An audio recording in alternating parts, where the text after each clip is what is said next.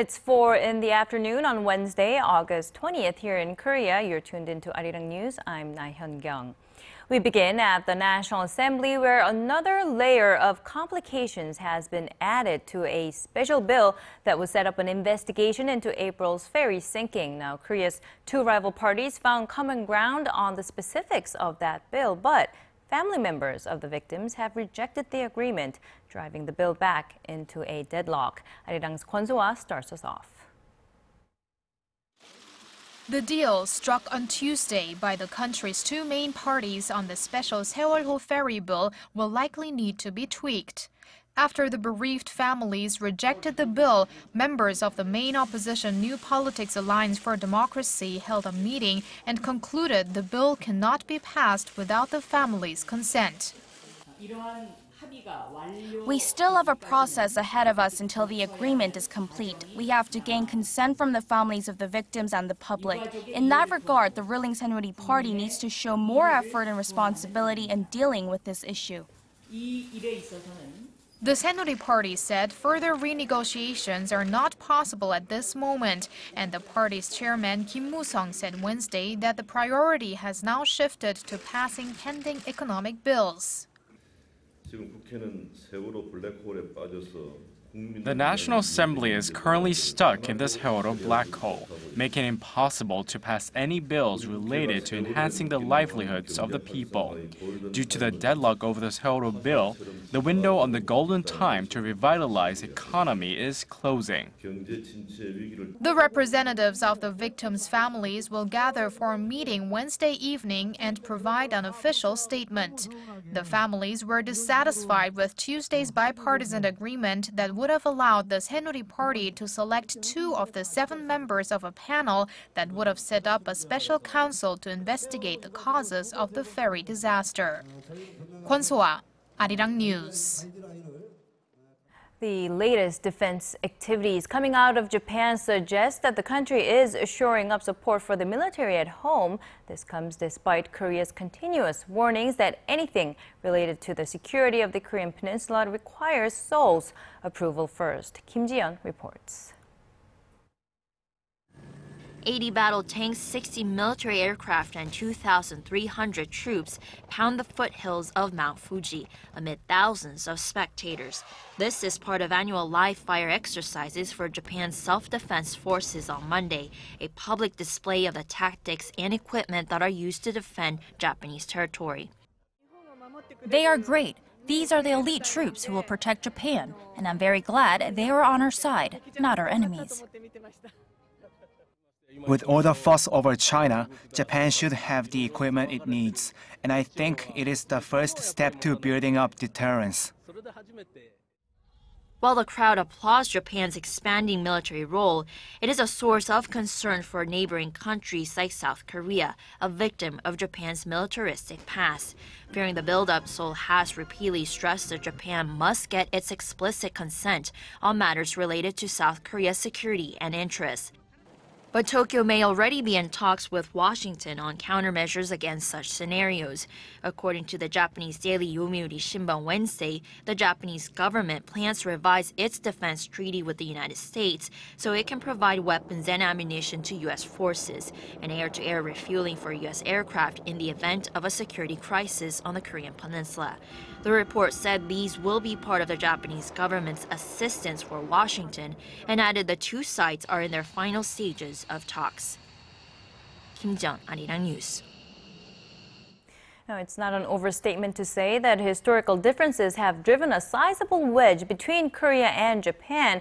President Park Geun-hye has yet to sit down for summit talks with Japanese Prime Minister Shinzo Abe, but a Korean diplomat says bilateral relations will likely remain at a standstill unless Japan owns up to its past wrongs. Our Foreign Ministry correspondent Hwang Sung-hee has the details. South Korean ambassador to the United States An Ho-young says it's basic common sense that Japan should apologize for its wartime atrocities before bilateral summit talks occur between the nation's leaders. In a keynote speech at a seminar in Washington on Tuesday, An said Seoul would elevate its relations with Tokyo only when it's ready to acknowledge the past as it is. The diplomat said such action was necessary to ensure that a summit between the two leaders leads to improved ties. Relations between Korea and Japan have hit a new low in recent years as the Abe administration continues to distort historical facts. President Park Geun-hye refuses to sit down with their Japanese counterpart until he apologizes for Japan's sexual enslavement of Korean women in early 20th century. The two leaders have not held a bilateral summit since either took office. Japan understands that settling the sexual slavery issue is key to cooling tensions with Korea, according to a senior foreign ministry official in Seoul. He told reporters Tuesday that the Korean and Japanese foreign ministers agreed in Myanmar earlier this month on the need for progress in their monthly high-level talks aimed at resolving the sex slavery issue. As for the past 3 rounds of talks that were held, the senior diplomat made clear that it's too early to talk about whether any progress is being made. Kwon Soa, ARIRANG News. Now, shifting gears, the 2014 Asian Games is set to kick off in the South Korean port city of Incheon in less than a month, and a delegation from North Korea's Olympic Committee arrived in South Korea late Tuesday for some pre-Games functions. The group is made up of 8 North Korean officials. One of them is Yang Sung-ho. He's the president of the Korean University of Physical Education in Pyongyang. Now, after arriving from Beijing, the officials greeted waiting reporters with smiles, but refused to answer any questions. During his stay, Yang will give a keynote speech and a presentation at a pre-Games event on Wednesday. The delegations will also tour the main stadium and the athletes' village before leaving on Friday. Around 150 North Korean athletes will take part in the Incheon Asian Games, which run from September 19th through October 4th. So nearly 10,000 athletes from dozens of Asian countries will be battling it out in Incheon next month in the 17th Asian Games. ARIRANG's Song Ji-sun tells us what to expect as well as how many medals Team Korea aims to grab. Preparations are complete. The venues are ready, and the villages for the athletes and media are set to open their doors on September 5th. The torch is on its way as well. It's traveling through Gyeonggi-do province on Wednesday with stops in the cities of Ansan and Suwon. It's the 3rd time Korea is playing host to Asia's biggest sporting event, and the home field advantage has Korean athletes feeling confident. The team's goal is to earn at least 90 gold medals and place 2nd overall after China. The Korean baseball team, which has won the Asian Games a total of 3 times, including 4 years ago in Gwangju, is considered a favorite. Gold, gold, gold is the only word on our minds. But we're keeping a close eye on Japan, Taiwan, and China, as they have improved over the past few years as well. A total of 439 golds in 36 sports will be up for grabs at this international event, during which nearly 10,000 athletes from 45 different countries will compete. 150 of the participants will come from North Korea. A delegation from the North Olympic Committee is currently in the South to participate in the group draws on Thursday for 10 different sports, including basketball, volleyball, and football. North Korea has placed first in women's football twice before and are the favorites to win in Incheon. Team North Korea's goal overall is finishing in the top 10, something they've accomplished when the games were held in the South Korean port city of Busan 12 years ago. Song Ji-sun, ARIRANG News. Bringing you the fresh updates from stories breaking in Korea and abroad. We give you a bigger and better picture of the world. Join Na-hyun Kyung live from Seoul. Every weekday, only on ARIRANG. Islamic State militants claim they have beheaded an American journalist who went missing in Syria in 2012. Before being killed, the journalist, apparently coerced by his captors, blames the U.S. government for his impending death. Connie Lee has more. In a video released Tuesday by the Islamic State militants, it purportedly shows U.S. independent journalist James Foley being beheaded. The 39-year-old is seen wearing orange and on his knees, next to a gunman dressed in all black. The video, titled "A Message to America," first starts off with a speech by President Barack Obama announcing that the U.S. military will begin targeted airstrikes in Iraq against the Islamic State, otherwise known as ISIS. The ordered airstrikes in the country was to help the Iraqi security force take on the militants who were gaining ground and killing thousands. The video then shows Foley reciting a statement, presumably forced by his captors, that his real killer is America. Soon after, Foley is killed. The video continues, showing another U.S. journalist named Steven Sotloff, with the gunmen threatening to kill him too, saying that the life of this American citizen depends on the actions of President Obama. The authenticity of the video is currently being verified. A spokesperson for the White House National Security Council released a statement saying that the U.S. intelligence community is working as quickly as possible to determine the authenticity of the video. If genuine, we are appalled by the brutal murder of an innocent American journalist, and we express our deepest condolences to his family and friends. Foley has been reporting in the Middle East for the past 5 years until he disappeared while in northwest Syria back in November 2012. Connie Lee, ARIRANG News.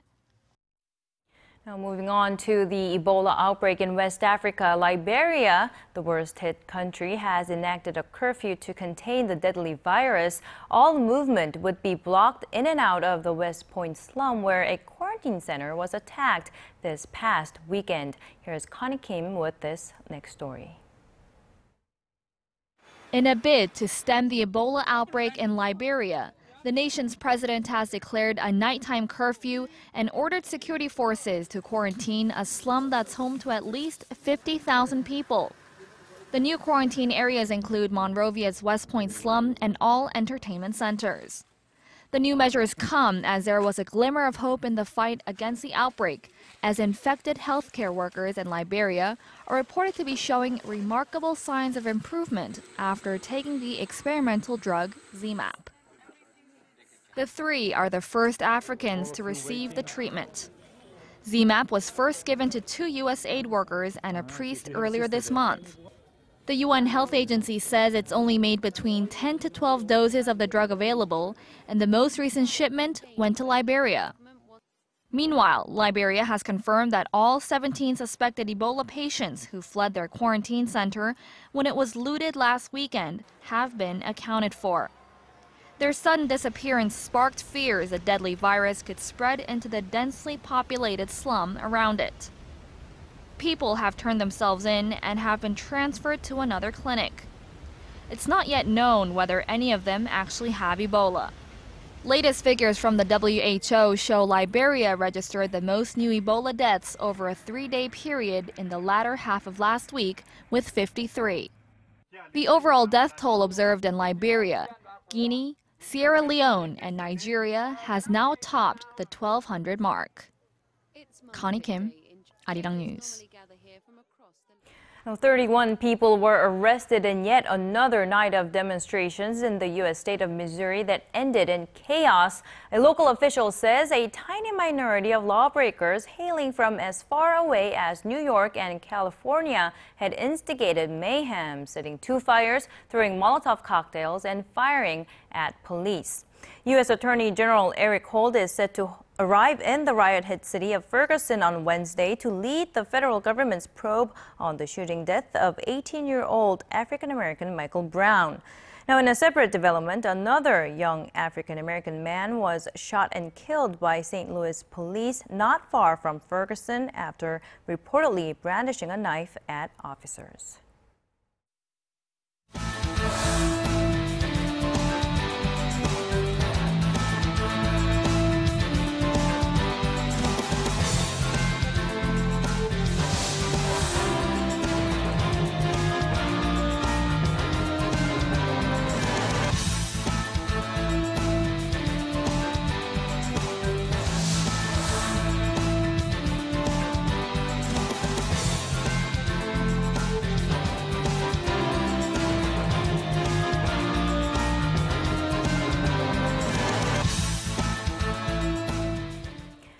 For months now, the Korean government has been on its toes, sounding the alarm about the nation's sluggish economic growth. They've ushered in a new team and introduced stimulus measures to provide a spark. And a new survey now says the economic community by and large approves of the new team's policies. Our economics correspondent Hwang Ji-hye has the details. The new economic team led by Finance Minister Choi Kyung-hwan has received a passing grade for boosting the domestic economy, at least according to the 37 economic experts recently surveyed by the Federation of Korean Industries. More than half of the respondents said the set of government stimulus measures proposed are sufficient for propping up the ailing economy. Just around 15% of them thought they were not. The experts surveyed also said that government measures should focus on boosting domestic demand by removing excessive regulations and running an expansionary fiscal and financial policy. While around half of the experts expressed concerns about the Korean economy falling into a low-growth trap that resembles that of Japan, the other half were more optimistic, saying the domestic economy is on a recovery track, but that the momentum has slowed because of the ferry disaster in April. They cited the sluggish real estate market, mounting household debt, and worsening consumer and business sentiment due to the ferry tragedy as the biggest challenges currently facing the economy. As for the long-term problems, the experts pointed to the absence of new growth engines, slumping private consumption and investment, the low birth rate, and Korea's aging population. The majority of the experts expect that domestic demand will return to the level seen just before the April ferry disaster if the government measures are implemented as planned. Hwang Ji-hye, ARIRANG News. Korea's tech giant Samsung Electronics is expanding its business portfolio. Samsung said Tuesday it had acquired a 100% stake in Quietside, a U.S.-based retailer for air conditioners, but declined to give details, including the price. Samsung last week purchased a U.S.-based platform developer, SmartThings, which develops applications that monitor, control, and automate devices at home. Now, both acquisitions are seen as part of Samsung's efforts to make inroads into the North American smart home market. It's also said to be about diversifying its sources of profit as Samsung's dominance in the smartphone industry that has waned in the face of growing competition. Korea is fast becoming the #1 tourist destination for Chinese visitors, and with that, their spending is also expected to make a huge increase over the next 5 years or so. The Korea Tourism Organization and Hana Daetu Securities estimate Chinese tourists will spend over $30 billion in Korea in 2020, a nearly 5-fold increase compared to last year. They also say the number of Chinese tourists will increase by nearly 20% every year through 2020 to reach 15 million in that year. Chinese money spent in duty-free shops, which takes up one of the largest portions in their spending, is expected to reach $9 billion in the year 2020, a 9-fold jump from last year.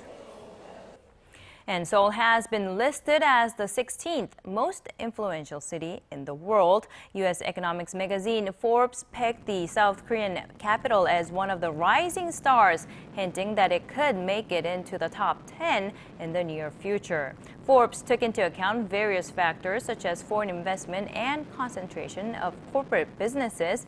Now, London was deemed the world's most influential city this year, and New York came in a close second, followed by Paris and Singapore.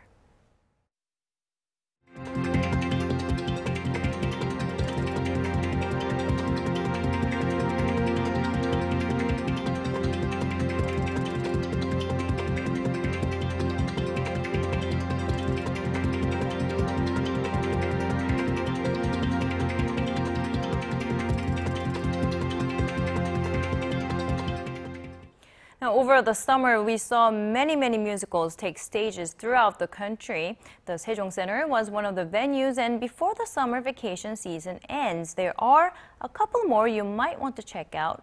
Im Yoon-hee gives us a sneak peek. The Italian classical composer comes back to life on the musical stage. A pivotal figure in the development of 18th century operas, Antonio Salieri taught some of the most famous musicians of all time, including Schubert, Beethoven, and Liszt. But throughout history, the classical composer has been hidden beneath the shadow of Mozart, his arch-rival. Now, the story of Salieri and his musical career comes into the spotlight as a dynamic and engaging performance. Also at the Sejong Center, for 2 nights only at the Grand Theater, one of the most beloved operas is set to take the stage. A collaboration between Korea's Seoul Opera and Italy's Rome Opera House, Tosca is one of Puccini's most performed tragic operas. It's a story about love and death, and the captivating opera singer Tosca, who falls in love with the artist Cavaradossi. Tragedy awaits this plot of love and jealousy, a performance being put on by the experienced and talented Italian artistic team, along with some of Korea's top opera singers. Im Yoon-hee, ARIRANG News.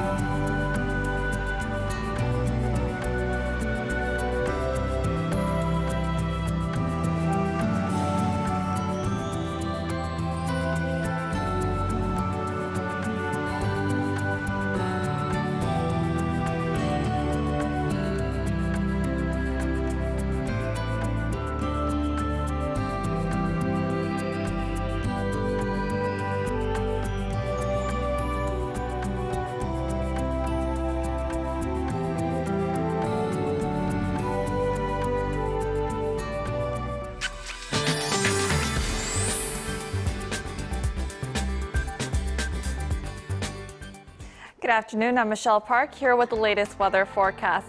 It feels like we've returned to a monsoon season, and as you can see, we have cloudy skies nationwide, and although Seoul will stay dry for the day, we have heavy rain in the forecast for the southern regions. Now, between 50 to 100 millimeters of rainfall are expected, while the central region and some areas of Gangwon-do province will see up to 200 millimeters or more of precipitation starting tonight. Now, this rain will clear up by Friday afternoon, and we can expect a bright sunny day until Saturday. However, unfortunately, rain will fall again on Sunday until the following Monday, so make sure to plan your weekend accordingly. Now, however, due to the dry weather here in Seoul, things will remain hot, whereas the areas where there is rain will stay cool with the temperatures into the mid to high 20s. Now, going over to the temperature readings. Seoul will top out this afternoon at 28 degrees. Meanwhile, the southern cities such as Gwangju and Busan will top out at 26 and 25 degrees. And moving over to other regions, Jeju Island tops over to 26 as well. Dokdo hits 25, while Mankungang tops out at 24. Well, that's all for now. I'm Michelle Park, and here's a look at the weather conditions around the world.